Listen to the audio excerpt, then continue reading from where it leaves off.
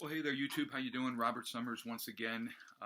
Welcome to our channel here, and want to thank all of you that continue to come back and listen.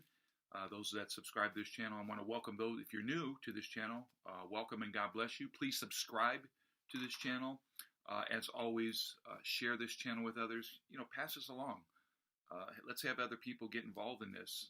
There's so many hurting people out there that people need this. And although there's a lot of resources out there, there's a lot of information, we believe, and from the testimonies that we're getting back from people, that this channel is a blessing to people.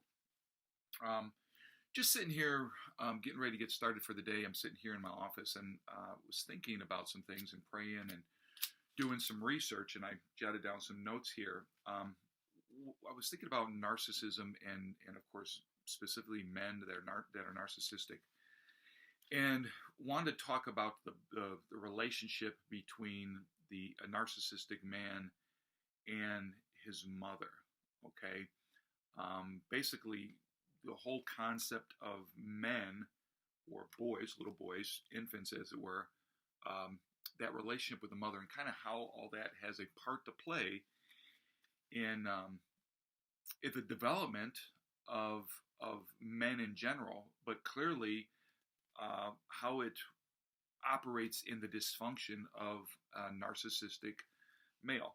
Now, before I get into the men, let me first talk a second as it pertains to women. Women, what happens is with women, obviously, is women will or may get into a relationship. That may be an intimate relationship. It can be a relationship, married or unmarried, where the woman is attracted to a man. They have sexual relationship. Perhaps there's a child that is conceived and subsequently born out of wedlock.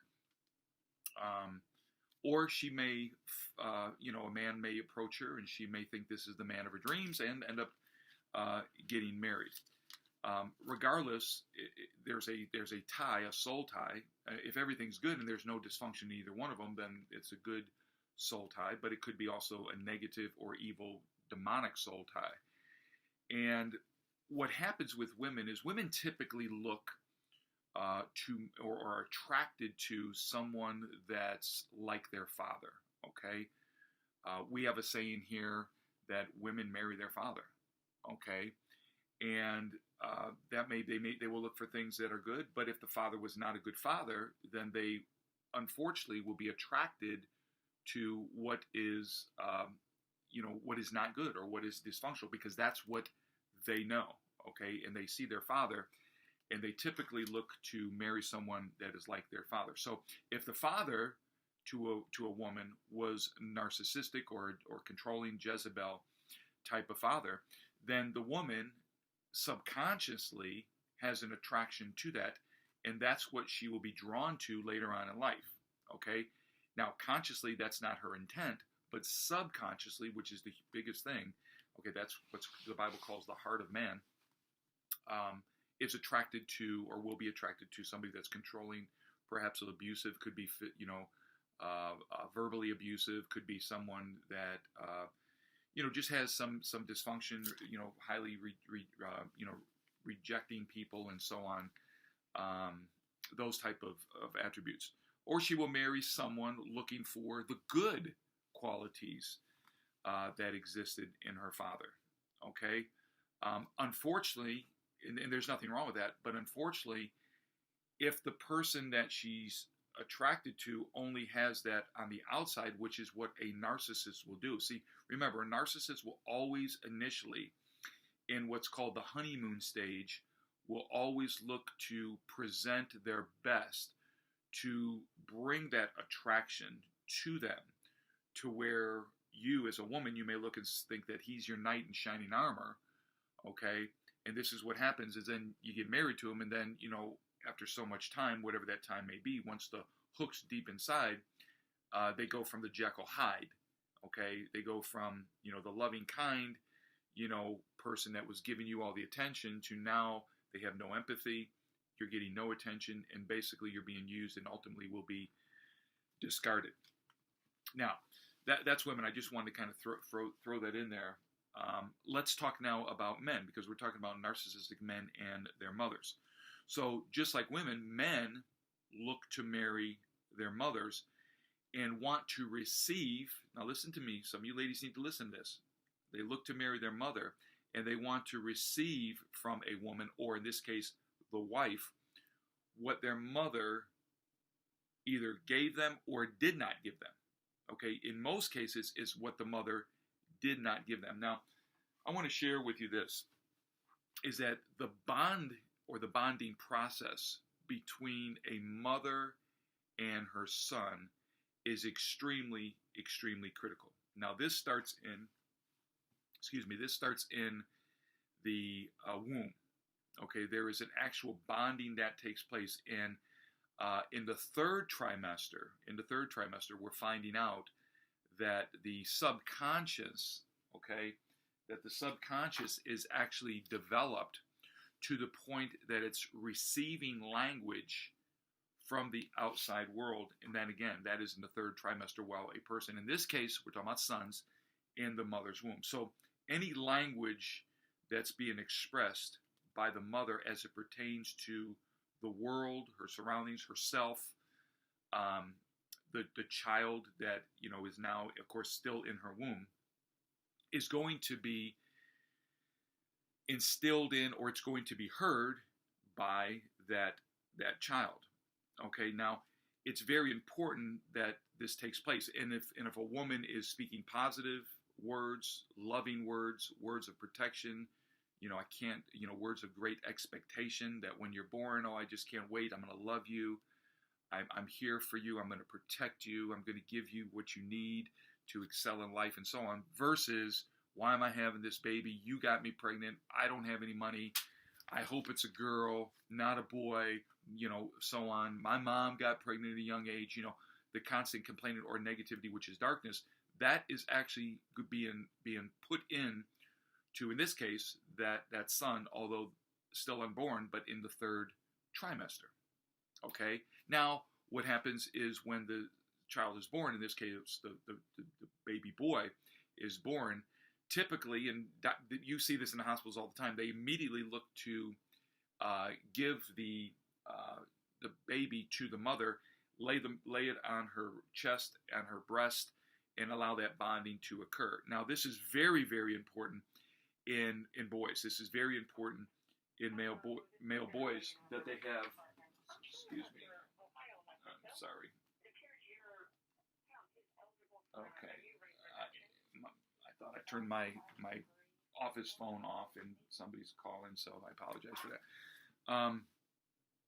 So what ends up happening is they need that bond, okay? And they need to hear, they need to know that they're loved, that they're protected. And again, this is highly critical. Any stress that exists in the mother, any type of dysfunction that's taking place, even when the child's still in the womb, if there's, like I said, a lot of stress, a lot of dysfunction, arguing, anger, perhaps the man who got the woman pregnant or the husband is angry and bitter, and there's just a lot of commotion, a lot of anxiety, all this stuff. What this does, of course, we know this creates chemicals within the body that will be transmitted to that child via the umbilical cord. So all this stuff, I want you to understand, all this stuff is taking place. Now, if the mother does not love that son, if the mother does not have that bonding with the son, and this is found actually in, I don't know if you guys have ever heard of this, but I was doing some research on this. It's called Erickson's Stages of Development. And this is for both males and females, but specifically as it speaks about women to their sons, the bonding starts in what's called the embryonic stage, okay? And this is obviously while the child is in the womb. And what's happening is there's a bonding that actually takes place, that me and my mother, we're one, okay? There's no independence. I, the boy, and she are one, okay? Then you have what's called the symbiotic, okay, stage, or the symbiotic part of bonding. And that occurs from birth to approximately 18 months. Now, this is where the identity of the boy, the son, overlaps the identity of the mother. And of course, there's many other stages. The next stage is oppositional, and then interdependency, and it keeps on going. Ultimately, life until we die, okay? But it's very important that we understand that, because if the mother is not doing that, then the child is going to have the son is going to have a difficult time with identity and feeling loved, protected, affirmed, validated, and so on. Now, again, there's a part to play for fathers, and we can get to that on another video, but I'm talking about just how critical this is to deal with as it pertains to sons, because all this is going to play into a narcissist later on in life. So if the mother didn't give this stuff, then the boy grows, and what will happen, because it did not happen, is that the boy or the son will grow and become angry at his mother, okay? But he still craves what he didn't get. So if he didn't get it, there's a gap, okay? Every person needs this, especially boys, needs that love, needs that affirmation, needs that attention, needs that bonding. So he will grow and be angry, but again, there's still a gap. That wasn't filled and still has to be filled, okay? There has to be, and that creates a wound. And when we enter into adulthood wounded, we take that wound and we always look to either protect that wound or to fill that wound, to try to heal that wound. And when people don't know how to do that, they typically end up in bad relationships, okay? So if the mother did not give the child, the son, the bonding that he's deserving of and needed, and as he grows, let's just say she is a controlling mother, she manipulates him, and the reason she's doing that, watch this now, is because she operates from a level of dysfunction, because her father and her mother, but specifically her father, did not give her what she needed, okay?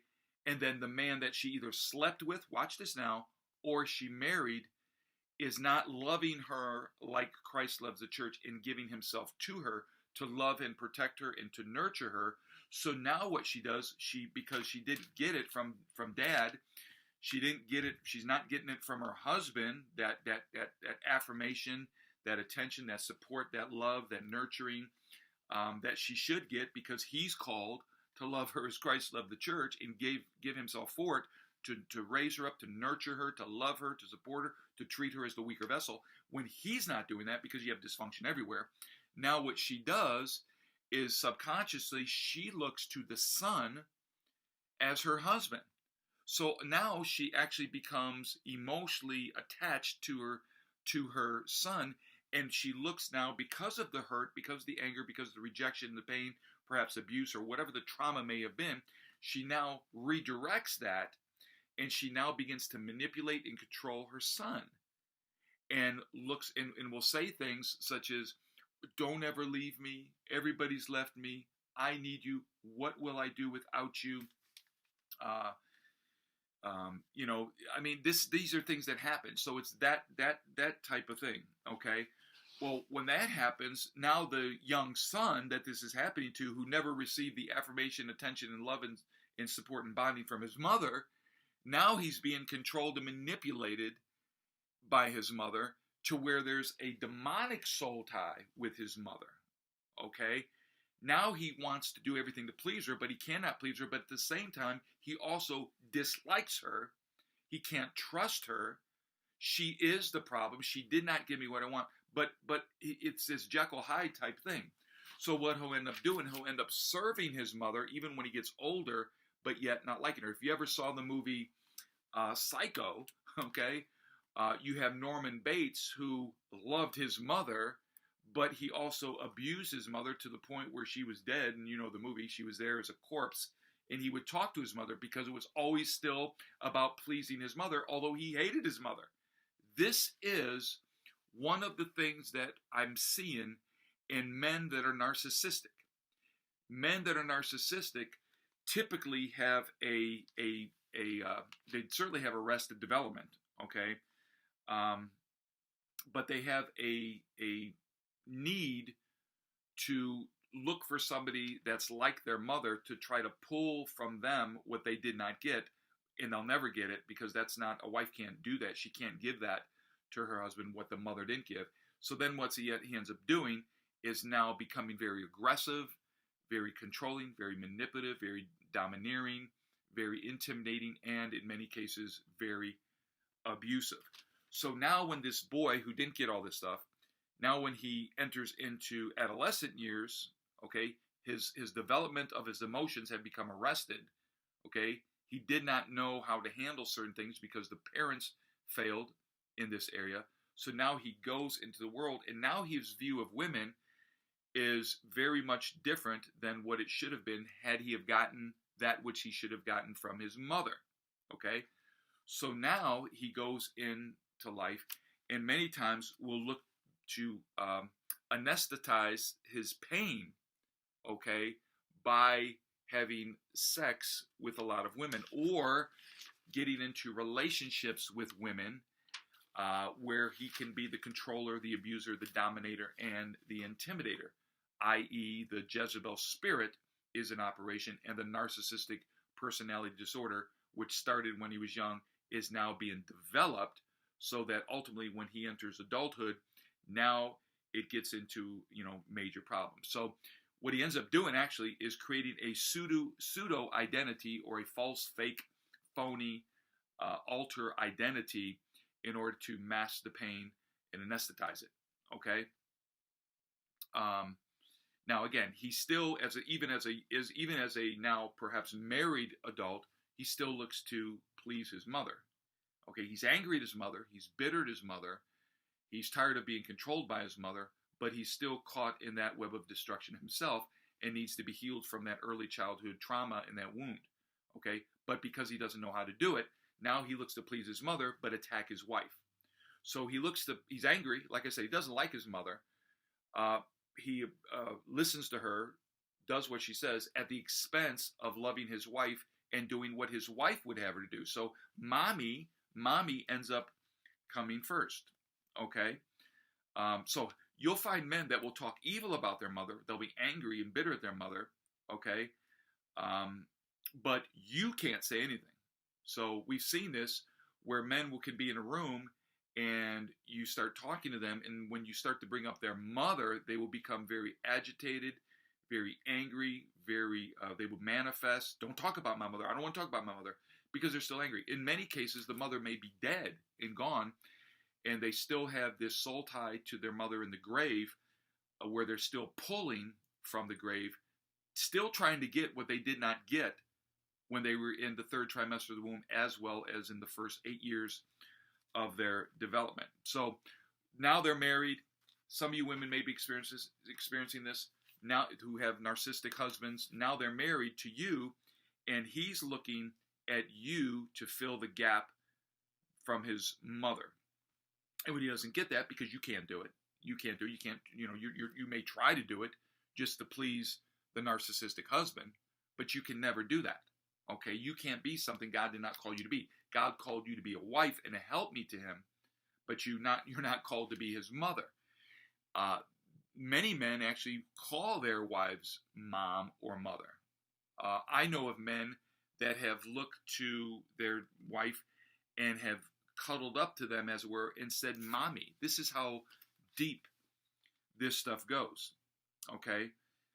So when you can't do that, then what he ends up doing is now narking on you. He now becomes narcissistic, or he releases the narcissistic tactics and strategies. He ends up being very controlling, very abusive, angry, releasing foul words at you, frustrated with you, bitter towards you, unforgiving towards you, manipulative towards you. He'll gaslight you, basically looking to all this is about is self-medicating his internal pain and his internal conflict. So that's something that you have to understand. So Those of you that are in relationships or connected to, Jezebelian type people or narcissistic personalities, you have to understand that yes, you're going through a lot, and yes, the narcissist is obviously wrong for doing that. But we're not so concerned here at this ministry. I'm not concerned. My wife's not concerned about placing blame. There's a reason why things happen, and this is why we have to take people down the path of therapy, of deliverance, of understanding, because until you understand the point of where you were wounded, you'll never be free. So if you have a narcissistic husband, it's not as simple as, him changing, because he is the way he is based on core beliefs that were embedded into his subconscious, and he just does it. He thinks he's right, but he's not right. Okay? And he's in a lot of hurt and a lot of pain. Same with you. You may be in the narcs supply chain, but the question is not so much that you're in it. The question is, how did you get in it? What's in you that you enabled yourself to enter into that? Is there some self-worth issues? Is there some identity crisis perhaps that you're dealing with? Perhaps some rejection or molestation or whatever. So the point is that in healing people, we have to first get them to the place where they understand where the trauma happened and what wound occurred, and then we can deal with that. So a son, or now adult, who had these type of mommy issues, okay, is going to have to go through some deliverance. Yes, we'll have to disengage from demonic principalities. Yes, we're going to have to break and saw, soul ties that exist. Yes, we're going to have to root out demonic spirits that are embedded in one's life, as well as, and most important piece is, have that man or woman, doesn't matter, but in this case, the man, renew his mind. The male, the husband has to get to the place where he understands, I was wounded. And the unfortunate thing is most men have a difficulty doing that because there's a lot of pride out there in men. Now, you may be a male, a man listening to this, and right now you're becoming very agitated and angry at me because the truth is basically hitting on, that deep wound. It's okay. That's called a trigger. A trigger basically just lets you know that there's some type of problem, okay? And we can help you. So if you need help, go to your phone, call 614-428-5550. That's our office here. My wife will pick up the phone or call you back, and we'd be more than happy to tell you how you can, get free. We have a lot of resources available to you. Obviously, these YouTube videos and so on. We have books, manuals. We're continually developing more of those. Also, many of you are taking advantage of our 1-hour personal consultation session. We're doing it now for an introductory rate of only $50, or 1 hour. You can kind of share with us some of the things you're going through, and then we will kind of give you some directives on what you can do to bring about deliverance to your life, as well as healing and wholeness to your marriage, okay? And we're having a lot of people that are engaging or connecting into our professional deliverance coaching. It can go weeks, it can go years. That is all based on how deep the wound is and how fast we can move in this thing. So if you want more information, please call, again, 614-428-5550, again, 614-428-5550. I also want to say, as we put these free available resources to you on YouTube and SoundCloud for audio purposes and so on, and our website and all this stuff, we need your financial support. This is a nonprofit organization, and we ask for you to donate. That's how we exist, by the free will contributions of you, the viewers and listeners. So if you'd like to do that, again, go to summersministries.com, send in a love gift of any amount. If you don't have it, that's fine. We're going to continue to minister to you, but I believe that there'll be a connection as you sow into this wonderful ministry. Well, listen, until next time, I'm Robert Summers. God bless you. Thank you once again, and we'll see you next time around. Appreciate it. Bye-bye.